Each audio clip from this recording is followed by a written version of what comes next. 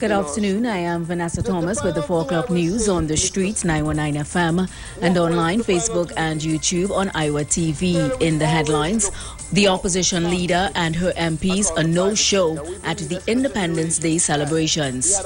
Fishermen call for more sea patrols as 2 of their own are robbed and beaten at sea. 5 more COVID deaths yesterday ends the overall COVID death toll for August at 88, and internationally Malaysia's First Lady found guilty of bribery. And now the news in detail. Opposition leader Mrs. Vanessa and her MPs were not present at Independence Day celebrations yesterday, all except one. UNC councillor Samuel Sankar appeared to be the only member of the opposition attending yesterday's 60th Independence Anniversary celebrations at the Queen's Park Savannah in Port of Spain.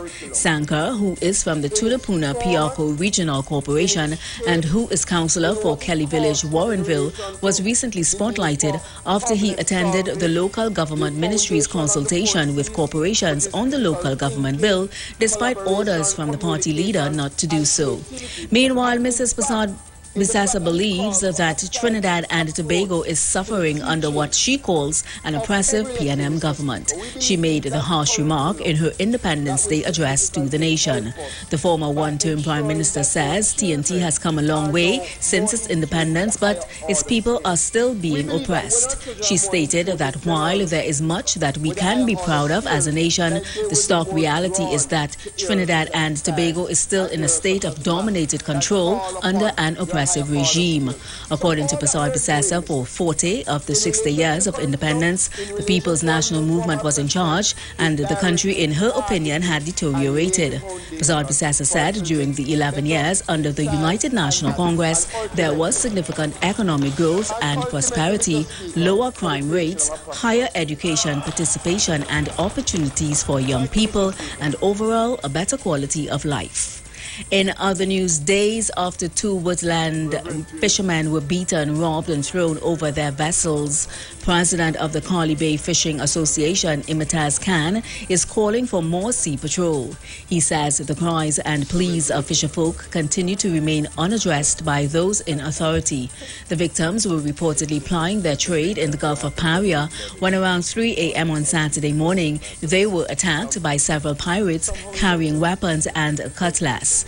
One of the victims told police his sailor was physically assaulted before being ordered to jump off the vessel. Sankar said he too was ordered to jump off. The men survived with the help of a dustbin cover, which they used to float before being rescued at dawn by Otahiti fishermen. 5 more people have died from COVID-19, taking the August death toll to 88. This brings the overall COVID death toll since the start of the pandemic in 2020 to 4,144. The ministry added that vaccinations continued at a slow pace. However, they say there are 716,407 people fully vaccinated. Internationally, a Malaysian court on Thursday found Rosmah Mansor, the wife of former Prime Minister Najib Razak, guilty of seeking and receiving bribes in exchange for government contracts just days after her husband was jailed for corruption. A Kuala Lumpur High Court judge said the prosecution proved their case beyond a reasonable doubt. Rosmah, 70, had pleaded not guilty to 3 charges of soliciting and receiving bribes between 2016 and 2017 to help a company secure a $279 million solar power supply project from the government when her husband was in power. Rosmah continues her innocence and has argued that she was framed by a former aide as well as several government and company officials involved in the project. Just last week, her husband, a former Prime Minister, began serving a 12-year jail sentence after he was found guilty of corruption in a case linked to a multi-billion-dollar graft scandal at a state fund. And that was the 4 o'clock news on the street, 919 FM, and online, Facebook and YouTube on IWER TV. Recapping the headlines, opposition leader and her MPs a no-show at Independence Day celebrations.